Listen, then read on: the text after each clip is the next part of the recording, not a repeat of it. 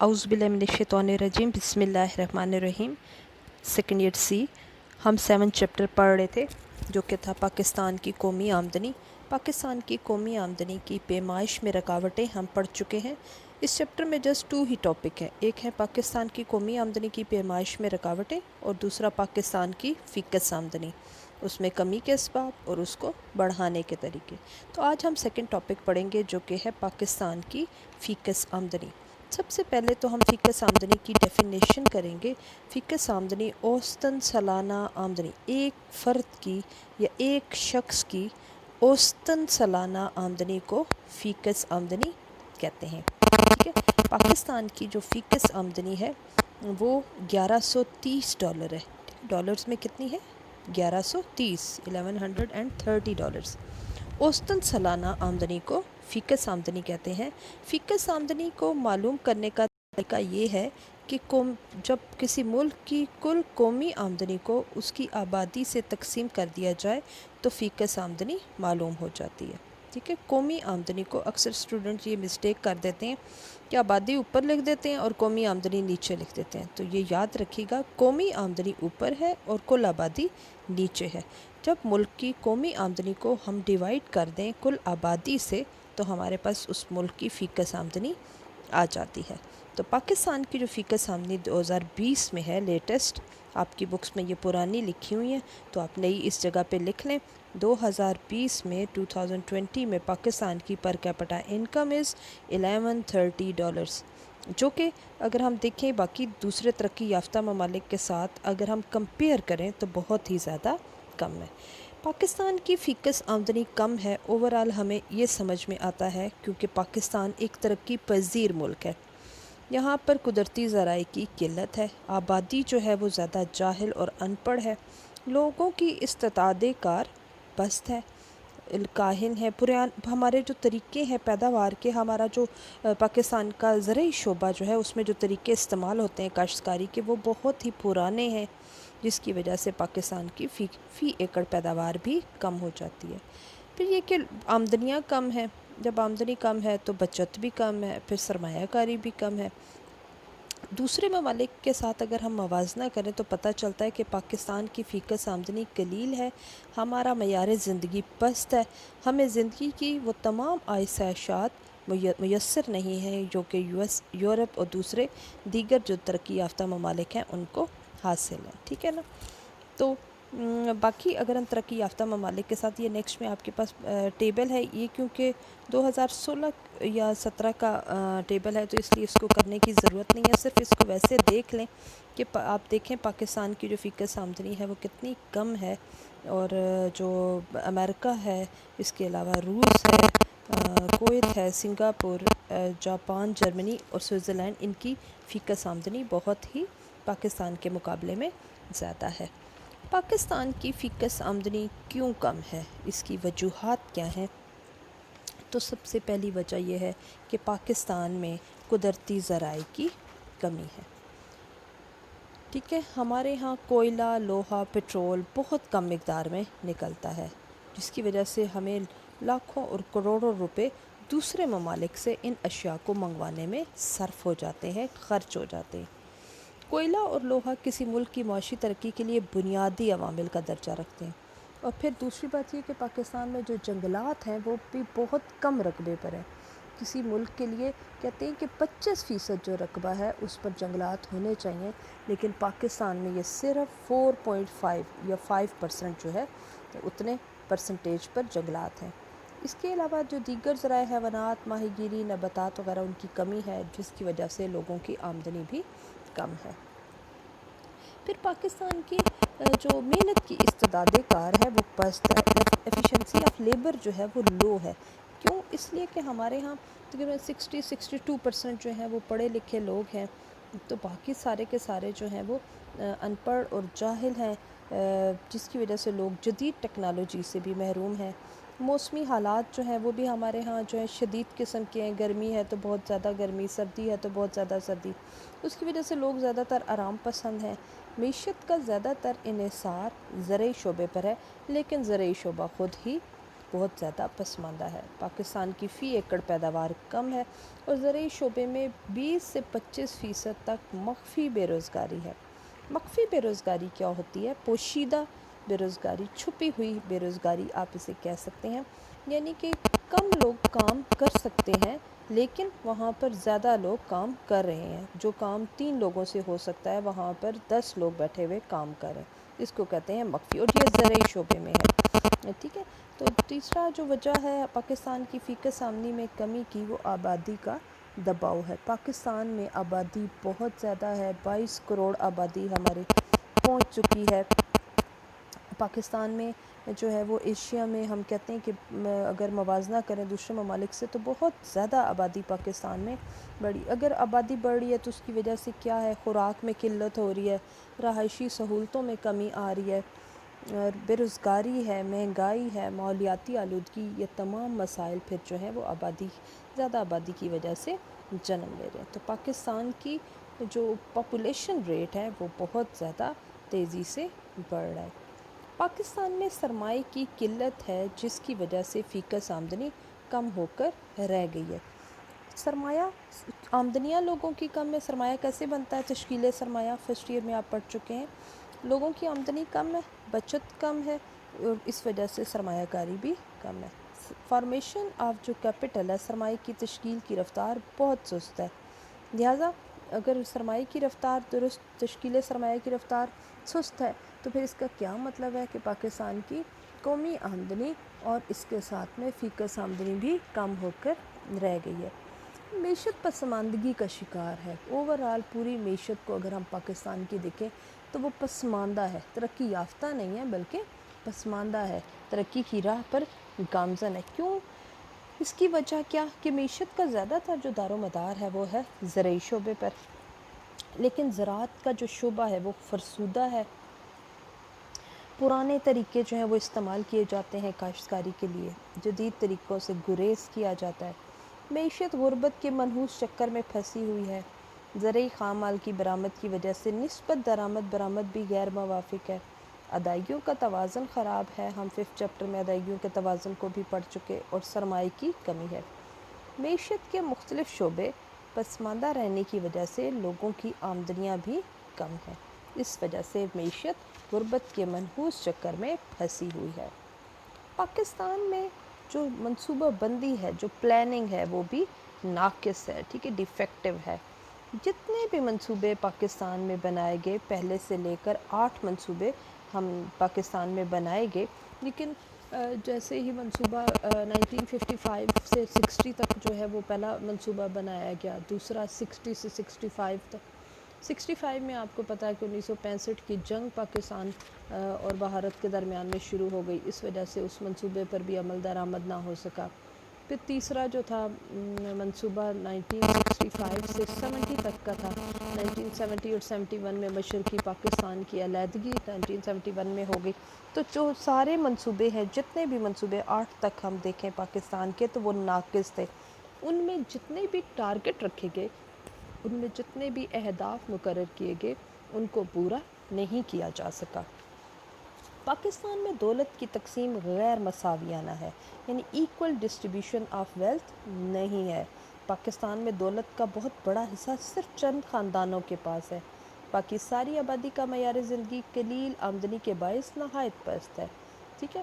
یہ جو زیادہ ہم نے کہا کہ دولت کا بڑا حصہ چند خاندانوں کے پاس ہے، تو یہ خاندان صنعتی شعبے پر اجارہ داری ان کو حاصل ہے، ملک کی سیاست اور وسائل پر بھی قابض ہیں، یہ اپنی دولت عیش و عشرت پر خرچ کرتے ہیں، اور ملک کے بقیہ عوام کا معیار زندگی پست ہو کر رہ گیا ہے۔ پھر پاکستان میں سیاسی طور پر عدم استحکام ہے، اسے تو آپ دیکھتے ہی رہتے ہیں کہ پولیٹیکل پاکستان میں انسٹیبلٹی ہے، وزارتیں آئے دن چینج ہوتی رہتی ہیں۔ پاکستان میں 1958 میں پہلا مارشل لا نافذ ہو گیا، 1971 میں مشرقی پاکستان ہم سے جدا ہو گیا، 1977 میں بھی مارشل لا لگا، اور 88 سے 1993 تک 3 بار ملک میں جمہوری حکومتوں کا خاتمہ کیا گیا۔ اب بھی ملک سخت سیاسی عدم استحکام کا شکار ہے۔ اوورآل ملک میں دیکھا جائے تو ڈکیتی، اغوا برائے تاوان، دہشت گردی آپ دیکھتے ہیں، خودکش حملے دیکھتے ہیں، قتل و غارت، ان تمام کی وجہ سے سرمایہ کاری اور معاشی ترقی बुरी तरह मुतासर होकर रह गई है। पाकिस्तान की अदायगियों का तवाज़न खसारे में है। हमारा तवाज़न तजारत और तवाज़न अदायगी में फ़र्क भी हम पढ़ चुके हैं।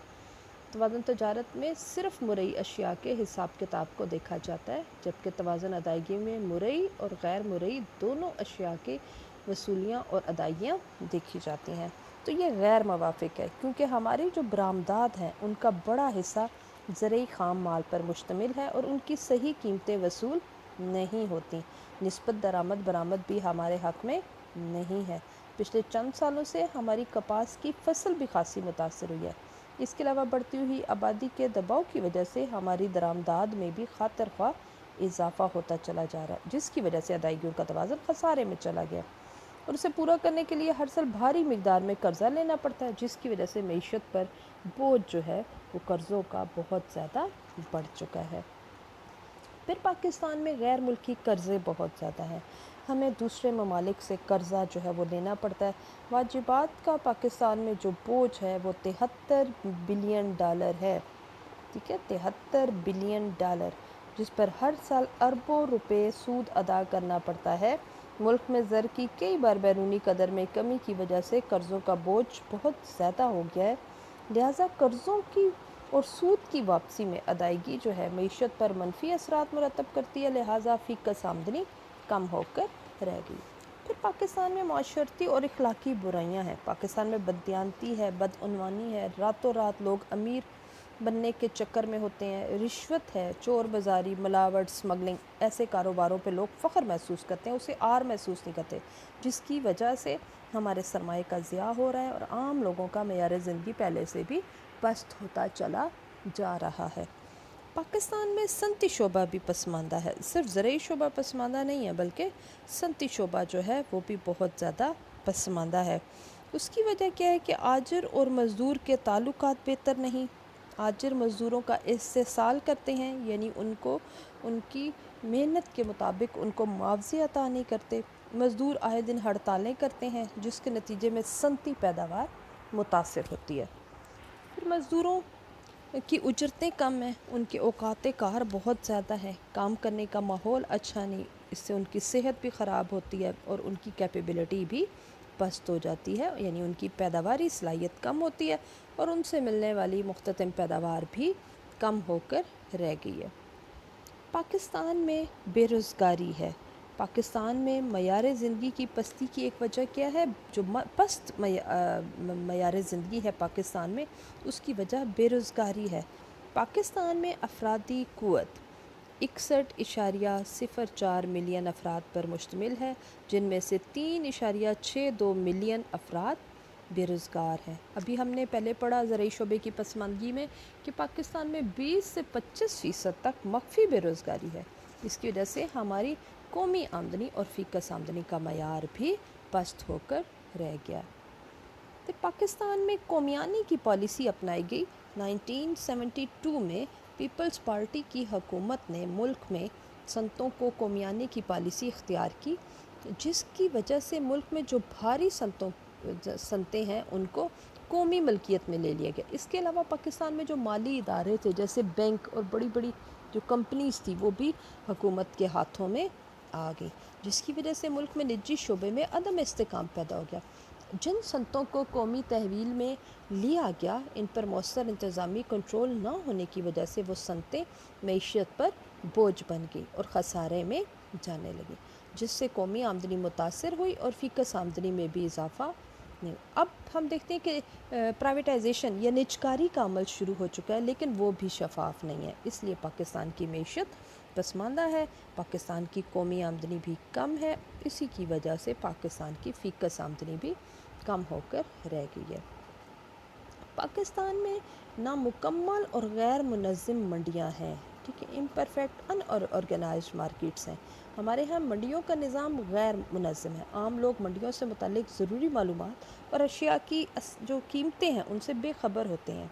आमलीन पैदाइश में भी हरकत पजीरी की खूबी नहीं।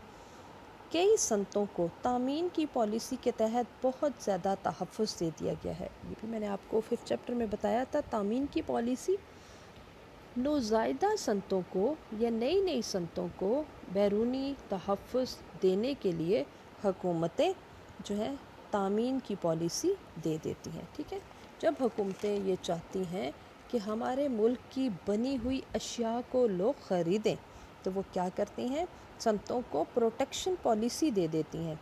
अजारादारियाँ और कार्टेल जो हैं वो भी कीमतों में इजाफे का सबब बनते हैं। इसी वजह से आम लोगों की आमदन कम होकर रह गई है, अशिया की कीमतें बाज़ार में ज़्यादा हैं, जिसकी वजह से उनका मयार ज़िंदगी पस्त होकर रह गया।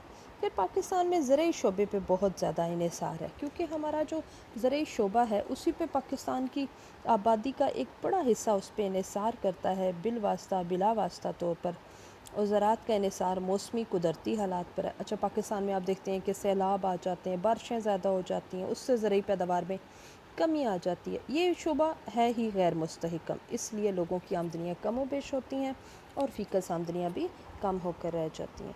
तो हमने फ़ीकस आमदनी में कमी के असबाब पढ़े, जिनमें सबसे पहला कुदरती ज़राई की कमी, मेहनत की पस्त इस्तेदाद कार, आबादी का दबाव, सरमाए की किल्लत, मईशत की पसमानदगी, नाक़िस मनसूबाबंदी, दौलत की गैर मसावियाना तकसीम, सियासी तौर पर अदम इस्तेहकाम, अदाइयों के तवाज़न में खसारा, गैर मुल्की कर्ज़े, माशरती और अखलाकी बुराइयाँ, सनती पसमानदगी, बेरोज़गारी, कौमियाने की पॉलिसी, नामुकम्मल मंडियाँ और ज़रई शोबे पे इन्हिसार। ये तमाम ऐसी वजूहात हैं जिनकी वजह से पाकिस्तान की फ़ीकस आमदनी कम है। अब इस फ़ीकस आमदनी में इजाफ़े के लिए कौन कौन से इक़दामात किए जाएँ जिसकी वजह से ये फ़ीकस आमदनी और फिर इसके नतीजे में कौमी आमदनी में इजाफ़ा हो जाए। तो सबसे पहले पाकिस्तान में डिटर्मिनेशन होनी चाहिए, अज़म होना चाहिए, हिम्मत होनी चाहिए। आवाम में पुख्ता इरादा, हिम्मत, हौसला होना चाहिए। अगर हिम्मत हौसला होगा, नेक नियति होगी, दियानतदारी, ईमानदारी होगी, तो फिर वो जो अब जितनी उनको सलाहियतें खुदा ने दी हैं उनसे भरपूर इस्तिफ़ादा हासिल करेंगे और कौमी आमदनी में इजाफ़ा करके अपना भी मयार ज़िंदगी बुलंद करेंगे, अपनी फ़ीकस आमदनी में इजाफ़ा करेंगे और फिर ओवरऑल मुल्क की जो कौमी आमदनी है उसमें भी इजाफ़ा हो जाएगा। फिर माशरती बुराइयों का ख़ात्मा किया जाए। जब तक माशरे से रिश्वत, चोर बाज़ारी, मिलावट, स्मगलिंग, दीगर माशरती बुराइयों का ख़ात्मा नहीं हो जाता, आम आदमी का मयार ज़िंदगी भी बुलंद नहीं हो सकता। लिहाजा हुकूमत को इस ज़मन में सख्त इक़दामात करने की ज़रूरत है। हमने फ़ीकस आमदनी में कमी की वजूहात में पढ़ा था कि पाकिस्तान में सियासी अदम इस्तेहकाम है। तो अगर पाकिस्तान में सियासी तौर पर पॉलिटिकल स्टेबिलिटी ले आई जाए, ठीक है, हुकूमतें जल्द जल्द जो है वो तब्दील ना हों, तो फिर क्या होगा, कौमी आमदनी और फ़ीकस आमदनी जो है वो उसमें इजाफ़ा होगा। इस्लामी इक़दार की पाबंदी की जाए, यानी कि अदल इंसाफ़, एहसान, मज़दूर से हमदर्दी, एतदाल पसंदी, इर्तिकाज़ दौलत की हौसला शिकनी, सूद, इस्तेसाल का ख़ात्मा, कफ़ायत शुआरी, सादगी, हलाल और हराम में फ़र्क, गरीबों मोहताजों की मदद, अगर ये तमाम चीज़ें इस्लामी जो कि इक़दार हैं इन पर अमल किया जाए तो ये माशी, माशरती और समाजी बुराइयां ख़त्म हो जाएंगी, गुर्बत का ख़ात्मा होगा और लोग अपनी ज़िंदगी को बेहतर करने के काबिल हो जाएंगे। फिर मुल्क में ज़रई तरक्की की जाए। पाकिस्तान में की मीशत जो है, हमने पहले पढ़ा कि पाकिस्तान की मीशत के लिए ज़रई शोबा रीढ़ की हड्डी की हैसियत रखता है। लिहाजा मयार ज़िंदगी को बुलंद करने के लिए ज़रूरी है कि ज़राअत के शोबे को तरक्की दी जाए, बेहतर बीज, मुनासिब खाद इस्तेमाल की जाए, फसलों को अदल बदल कर, ठीक है, यानी एक ही फसल हर वक्त एक ज़मीन पर ना उगाई जाए बल्कि उनको अदला बदला जाए, काश्त किया जाए, कीड़े मकोड़ों से बचा जाए, सेम व थोर का सदेबाब किया जाए, ज़मीनों का इस्तेमाल यानी इकट्ठा करके ज़मीनों को यकजा किया जाए, आपाशी की अच्छी और बेहतर सहूलतें बाहम पहुँचाई जाए। इस तरह से ज़रई पैदावार में इजाफ़ा कौमी आमदनी और फ़ीकस आमदनी दोनों में इजाफ़े का बाइस बन जाएगा। पाकिस्तान के सनती शोबा जो है उसको भी तरक्की दी जाए। उसकी तरक्की के लिए क्या ज़रूरी है कि मुल्क में ज़्यादा से ज़्यादा कारखाने लगाए जाएँ, ठीक है, दरामदात के नेमुल बदल मुल्क में तैयार किए जाएँ, बरामदी अशिया की सनतों की हौसला अफजाई की जाए, सनती तरक्की से रोज़गार में इजाफ़ा हो, मज़दूरों का मयार ज़िंदगी बुलंद हो और टैक्सों की सूरत में हुकूमत की आमदन जो है उसमें भी اضافہ ہو۔ پاکستان میں تشکیل سرمایہ میں اضافہ کیا جائے، جو کیپٹل فارمیشن ہے اس میں اضافہ کیا جائے۔ کیپٹل فارمیٹ اس طرح سے ہوتا ہے کہ ملک میں اگر آمدنیوں میں اضافہ کیا جائے تو بچتوں میں بھی اضافہ ہو جائے گا، اور جب بچتوں میں اضافہ ہوگا تو وہ زیادہ بچتیں سرمایہ کاری میں لگائی جائیں گی اور تشکیل سرمایہ بھی بڑھ جائے گا۔ پاکستان کے قدرتی ذرائع کا بہتر استعمال کیا جائے۔ فیکس آمدنی میں اضافے کے لیے ضروری ہے کہ اس کا استعمال اچھا کیا جائے۔ ہمارے ہاں ذرائع کی کمی نہیں ہے، لیکن سرمایہ ٹیکنالوجی کی کمی ہے، اس کی وجہ سے ان ذرائع کو اچھے طریقے سے استعمال نہیں کیا جا رہا۔ اگر ان کو اچھے طریقے سے استعمال کیا جائے، بھرپور استعمال کیا جائے، تو قومی آمدنی بھی بڑھے گی اور معیار زندگی بھی بلند ہو جائے گا۔ فیکس آمدنی میں کمی کی وجوہات میں ہم نے پڑھا تھا کہ پاکستان کی آبادی جو ہے وہ بہت زیادہ ہے، تو پاکستان کی آبادی پر مؤثر کنٹرول کیا جائے۔ آبادی کی منصوبہ بندی کے لیے پروگرام مؤثر طریقے سے جو ہے اپنائے جائیں تاکہ آبادی کی شرح افزائش میں کمی ہو اور وسائل پر آبادی کا بوجھ کم کیا جا سکے۔ ترقیاتی منصوبہ بندی کی جائے، مؤثر ترقیاتی منصوبہ۔ ہم نے دیکھا کہ جتنے منصوبے بنائے گئے ان پر عمل جو ہے وہ نہیں ہو سکا۔ پسماندہ علاقوں کے لیے زیادہ رقم مختص کی جائے۔ اہداف ایسے مقرر کیے جائیں جس سے ملک میں لوگوں کی فلاح و بہبود ہو، ایسے منصوبے بنائے جائیں۔ دولت کی تقسیم کو مساویانہ بنایا جائے۔ جتنی دولت کی تقسیم برابر ہوگی، مساوی ہوگی، امیروں اور غریبوں میں فرق کم ہوگا، اتنا ہی لوگوں کا معیار زندگی بھی بلند ہوگا۔ برآمدات میں اضافہ کیا جائے، نئی نئی منڈیاں تلاش کی جائیں، تجارتی وفد دوسرے ملک میں بھیجے جائیں، بین الاقوامی نمائشیں جو ہیں وہ لگائی جائیں، پاکستانی اشیاء کے سٹال لگائے جائیں تاکہ برآمدات میں اضافہ ہو۔ جتنی کسی ملک کی، ہمارے ملک کی برآمدات زیادہ ہوں گی، اتنا ہی وصولیاں زیادہ ہوں گی، ادائیگیاں کم ہو جائیں گی، اور جو ہے ملک ترقی کی راہ پر گامزن ہو جائے گا۔ فالتو جمعیت محنت کی کھپت۔ ہم نے پڑھا تھا کہ پاکستان میں مخفی بے روزگاری ہے، چھپی ہوئی بے روزگاری موجود ہے، تو چھپی ہوئی بے روزگاری جو ہے اس پر قابو پانے کے لیے ضروری ہے کہ پاکستان میں فالتو جو جمعیت، فالتو جو محنت ہے، فالتو جو لیبر ہے، جو سرپلس لیبر ہے، اس کی کھپت کی جائے، اسے یعنی کسی نہ کسی کام میں لگایا جائے۔ اس کو کام میں لگانے کے لیے جو ہے وہ زیادہ سے زیادہ ایسے روزگار کے مواقع جو ہیں وہ تلاش کیے جائیں تاکہ یہ فالتو جمعیت محنت جو ہے وہ کوئی نہ کوئی کام کرے اور اپنے معیار زندگی کو بلند کرے۔ پھر تعلیم اور پیشہ ورانہ تربیت کی جائے۔ ٹھیک ہے، ایک تو تعلیم کی خواندگی کی شرح اس میں ملک میں اضافہ کرنا چاہیے، اس سے کیا ہوتا ہے، اور پیشہ ورانہ تعلیم، ٹھیک ہے، جو پروفیشنل ٹریننگ ہوتی ہے اس میں اضافہ کیا جائے۔ اس سے کیا ہوگا کہ لوگوں کو جو ہے ہنرمند افراد پیدا ہو جائیں گے اور زیادہ سے زیادہ وہ کام کرنے کے قابل ہو جائیں گے اور ملک کی ترقی میں حصہ لیں گے۔ قومی آمدنی اور فیکس آمدنی میں اضافے کے اقدامات ہم نے دیکھ لیے، جس میں عزم و ہمت، معاشرتی برائیوں کا خاتمہ، سیاسی استحکام، اسلامی اقدار کی پابندی، زرعی ترقی، صنعتی ترقی، تشکیل سرمایہ، قدرتی ذرائع کا بہتر استعمال، آبادی کی منصوبہ بندی، مؤثر ترقیاتی منصوبہ بندی، دولت کی منصفانہ تقسیم، برآمدات میں اضافہ، فالتو جمعیت محنت کی کھپت، تعلیم اور پیشہ ورانہ تربیت شامل ہیں۔ اس ضمن میں پاکستان کی حکومت نے جو اقدامات کیے وہ 5 اقدامات ہیں۔ پہلا، پاکستان کی حکومت نے ترقیاتی منصوبہ بندی کی۔ ابھی ہم نے پڑھا کہ پاکستان نے جتنے بھی منصوبے بنائے ان میں وہ اپنے اہداف کو تو پورا نہیں کر سکے، لیکن پاکستان نے منصوبوں میں ترقی جو ہے ملک کی معاشی ترقی کو مد نظر رکھا۔ اس کے لیے سب سے پہلے یہ انڈر لائن بھی آپ کیجیے گا، یاد رکھیے گا، 1951 میں کولمبو منصوبہ شروع کیا۔ 1951 میں کولمبو پلان جو ہے وہ بنایا، پھر 1955 میں، ابھی میں نے آپ کو پہلے بتایا، پہلا منصوبہ بنایا۔ اس سے ملک کی معاشی ترقی، اسی طرح سے ملک کی ترقی کے لیے دوسرا، تیسرا، چوتھا جو ہے منصوبہ بنا، جس میں سے صرف دوسرا 5 سالہ منصوبہ کامیاب ہوا، جبکہ تیسرا منصوبہ ناکام رہا اور چوتھے منصوبے پر مشرقی پاکستان کی علیحدگی کی وجہ سے عمل درآمد ہی نہ ہو سکا۔ ضیاء حکومت نے ملک کی معاشی ترقی کے لیے 1978 سے 83 تک پانچواں 5 سالہ منصوبہ بنایا، جبکہ جولائی 1983 سے 88 تک چھٹا 5 سالہ منصوبہ بنایا گیا۔ اس طرح سے 5 سالہ منصوبے بنتے گئے، ایک 3 سالہ میکرو اکنامک پلان بھی بنایا گیا، اور اس کا ٹائم تھا 2004 سے 2007 تک، اور جو ہے وہ 3 سالہ وسط مدتی منصوبہ جو ہے وہ بھی تیار کیا گیا۔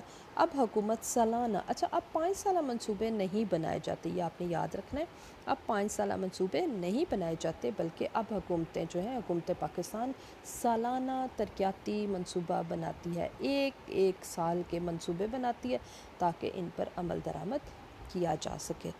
پھر زرعی ترقی کے لیے ہم نے دیکھا کہ پاکستان کا جو زرعی شعبہ ہے وہ بہت زیادہ پسماندہ ہے، تو اس کے لیے پاکستان نے ایوب خان کے دور میں 1959 میں پہلی بار زرعی اصلاحات کی گئیں، جس میں زمین کی حد ملکیت کو کم کیا گیا تاکہ جاگیردارانہ نظام کو ختم کر کے فی ایکڑ پیداوار میں اضافہ کیا جائے۔ دوسری جو اصلاحات تھیں وہ 1972 میں، اور تیسری اصلاحات 1977 میں کی گئی۔ پاکستان کے زرعی شعبے میں جو زرعی اصلاحات تھیں وہ 3 بار کی گئیں، ایک 1959، ایک 1972 اور پھر 1977 میں، ٹھیک ہے، جس میں حد ملکیت کو کم کیا گیا۔ حکومت نے زراعت کی ترقی کے لیے زرعی ترقیاتی بینک قائم کیا۔ اس کا مقصد یہ تھا کہ کاشتکاروں کو آسان اقساط پر جو ہیں وہ قرضے دیے جائیں۔ حکومت زرعی سپلائی کارپوریشن کے ذریعے کاشتکاروں کو بہتر بیج، کھاد، کیڑے مکوڑوں کو مارنے والی ادویات بھی مہیا کرتی ہے تاکہ جو زرعی شعبہ ہے وہ جدید خطوط پر استوار ہو اور قومی آمدنی اور فی کس آمدنی میں اضافہ ہو۔ پاکستان نے اسی طرح سے زرعی ترقی کے ساتھ ساتھ، زرعی پروگرام کے ساتھ ساتھ، زرعی شعبے کے اقدامات کے ساتھ صنعتی شعبے میں بھی کچھ اقدامات کیے، جس میں سب سے پہلے پاکستان نے 1952 میں صنعتی ترقیاتی کارپوریشن قائم کی تاکہ ملک میں جو بڑے پیمانے پر صنعتیں ہیں ان کو قائم کرنے میں مدد ملے۔ بعد میں چھوٹے پیمانے کی صنعتوں کی کارپوریشن بھی قائم کی۔ 1961 میں صنعتی ترقیاتی بینک قائم کیا۔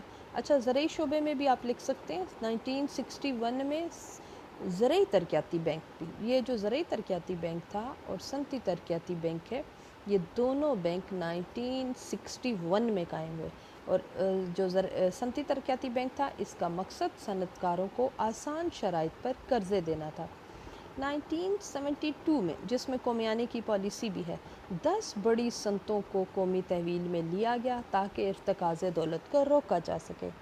پیداوار پر حکومت کو زیادہ کنٹرول حاصل ہو، ملکی پیداوار میں اضافہ ہو۔ موجودہ حکومت نے صنعتی ترقی کے لیے اہم اقدامات کیے۔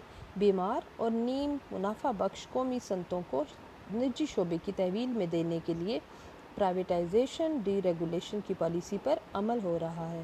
غیر ملکی سرمایہ کاری کی حوصلہ افزائی کے لیے کافی سہولتیں مہیا کی گئیں اور زر مبادلہ کے لیے کافی آسانیاں پیدا کرنے کی کوشش کی۔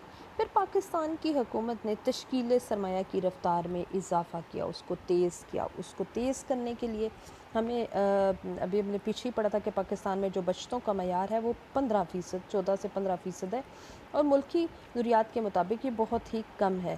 اس مقصد کے لیے کہ لوگ زیادہ سے زیادہ بچت کریں، پاکستان کی حکومت نے انعامی bond scheme, defence saving certificate, NIT unit اور ڈاک خانے کے سیونگ سرٹیفکیٹس خاص طور پر قابل ذکر ہیں۔ لوگ قومی بچت کے سینٹر ہر شہر میں قائم ہیں، آپ نے دیکھا ہوگا مرکز قومی بچت ادھر کوہوٹا میں بھی ہوگا، راولپنڈی میں بھی، ہر شہر میں موجود ہے، ٹھیک ہے۔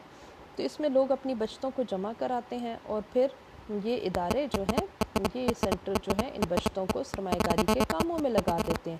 اشتہار بازی کے ذریعے بچتوں کی ترغیب دی جاتی ہے، برآمدات کو بڑھانے کی کوششیں کی جا رہی ہیں تاکہ زر مبادلہ کی زیادہ سے زیادہ مقدار کو کما کر اس سے سرمایہ کاری کی جائے۔ آبادی کی منصوبہ بندی کی جائے۔ حکومت نے بڑھتی ہوئی شرح آبادی کو کنٹرول کرنے کے لیے خاندانی منصوبہ بندی کو کافی اہمیت دی۔ ہر سال اس محکمے کے ذریعے کروڑوں روپے خرچ ہوتے ہیں۔